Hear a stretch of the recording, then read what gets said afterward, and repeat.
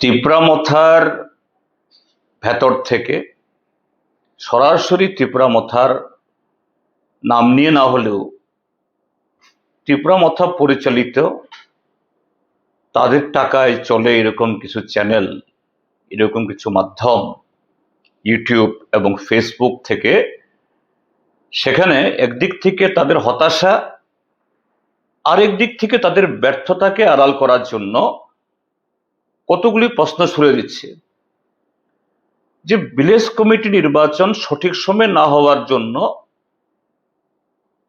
BJP তো দায়ী, তো বলছেন ঠিকই আছে, কিন্তু তার সাথে সিপিআইএমকেও গেঁথে দিয়ে, বামফ্রন্টকেও গেঁথে দিয়ে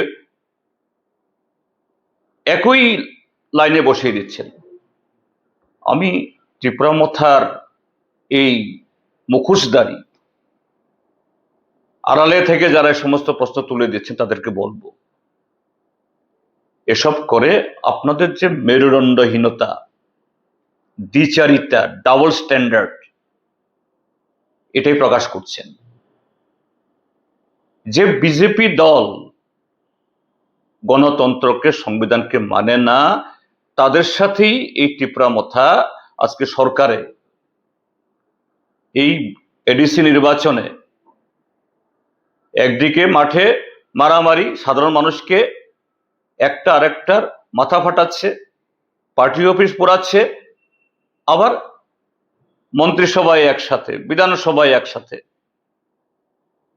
সেখানে গিয়ে কেন বিজেপি সরকার ভিলেজ কমিটি ভোট করছে না, এটা নিয়ে প্রশ্ন তোলার মুরুত নাই, হিম্মত নাই। সুপ্রিম কোর্টে কেস করে গিয়ে ট্রাইবাল দরদি সাজছেন। আবার এই বিজেপি সরকার, বিজেপি দল, সে সুপ্রিম কোর্টে গিয়ে আবার জুন মাসের মধ্যে ভোট করতে হবে, এটাকে রদ করার জন্য, পিছিয়ে দেওয়ার জন্য নতুন করে চক্রান্ত করছেন। তারপরও আপনারা মন্ত্রিসভাতে এদের সাথে একসাথে বসে আছেন। কতটুকু নির্লজ্জ হতে পারে, বেহায়া হতে পারে, ডাবল স্ট্যান্ডার্ড হতে পারে। আর সেখানে সিপিআইএম কে দোষারোপ করছেন। সিপিআইএম বামফ্রন্ট সরকার থাকার সময়েতে 5 বছর অন্তর ভোট হয়েছে, কখনো এই জায়গাতে একদিনও দিলে হয়নি। কাজে এই সম্পর্কে সিপিআইএম এর গণতন্ত্রের প্রতি,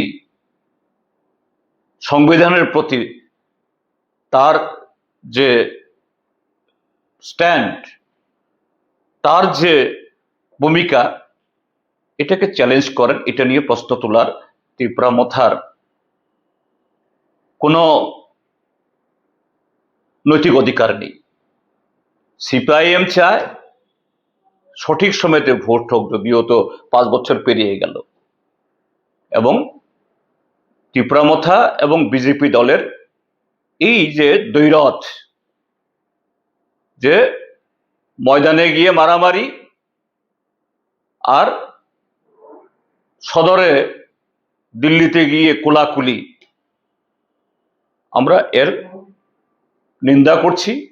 এবং ত্রিপুরাজ্যের মানুষ তাদের এই যে ডাবল স্ট্যান্ডার্ড, দ্বিচারিতা, এগুলা নিয়ে আমরা তাদের মুখোশ আমরা জনগণের কাছে আমরা খুলে দেব।